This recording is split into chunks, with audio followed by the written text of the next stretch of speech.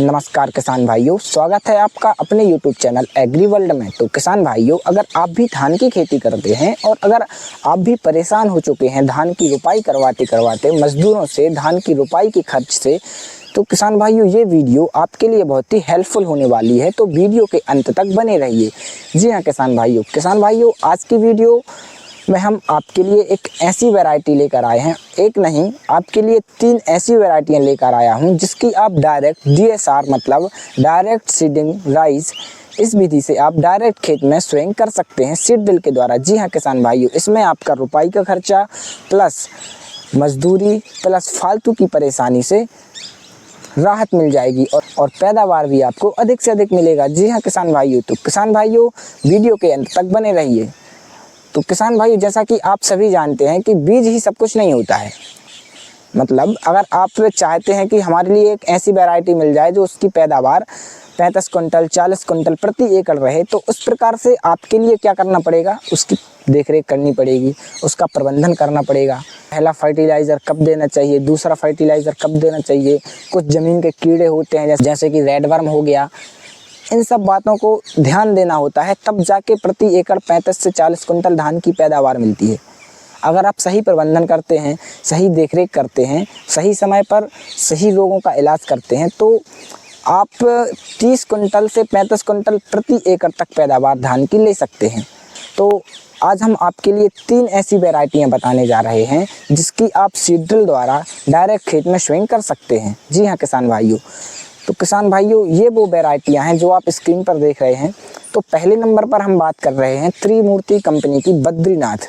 इसका हल्का मोटा दाना होता है और बहुत ही वजनी दाना होता है। अगर आप इसकी डायरेक्ट स्विंग करते हैं तो कम से कम 25 किलो प्रति एकड़ तक स्विंग आपको करना ही चाहिए। अगर आप 25 से 30 किलो प्रति एकड़ तक करते हैं तो ये बहुत ही अच्छी बात है, लेकिन कम से कम 25 किलो प्रति एकड़ तक आपको इसकी बोनी डायरेक्ट खेत में करवाना है और ज़्यादा समय भी नहीं लगता। लगभग 115 से 120 दिन में पककर तैयार हो जाती है और आपको पैदावार भी 20 से 25 क्विंटल प्रति एकड़, डायरेक्ट स्विंग की बात कर रहा हूँ मैं, डायरेक्ट स्विंग में 20 से 25 क्विंटल प्रति एकड़ तक पैदावार आप ले सकते हैं। तो किसान भाइयों दूसरे नंबर पर हम बात कर रहे हैं सुपर पोहा। ये जो आप स्क्रीन पर देख रहे हैं ये सुपर पोहा, ये भी 120 से 125 दिन में पककर तैयार हो जाती है और इसकी पैदावार भी अगर सही प्रबंधन के साथ किया जाए, सही देखरेख के साथ किया जाए, तो प्रति एकड़ 20 से 25 क्विंटल आपको डायरेक्ट स्विंग में पैदावार देखने को मिल सकती है।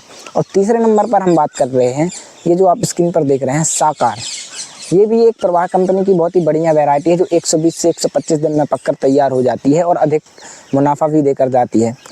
एक लास्ट में मैं एक ऐसी वैरायटी बता रहा हूँ, अगर आप लगा सकते हैं या अगर आपका जो प्लाट है या आप वैसा प्रबंधन कर सकते हैं तो बिल्कुल ये हम आपको सलाह देंगे कि इस वैरायटी का चयन कीजिए।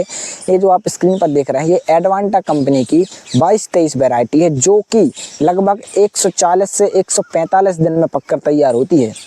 और अगर हो सकता है मौसम कैसा है या फिर खेत कैसा है इस पर भी डिपेंड करता है, तो 150 दिन भी ये वैरायटी ले सकती है, लेकिन इसकी पैदावार आपको बहुत ही ज़्यादा देखने को मिलेगी। जी हाँ किसान भाइयों, अगर आप इसकी डायरेक्ट स्विंग करते हैं तो ये प्रति एकड़ कम से कम 30 कुंटल तक पैदावार देने की क्षमता रखती है।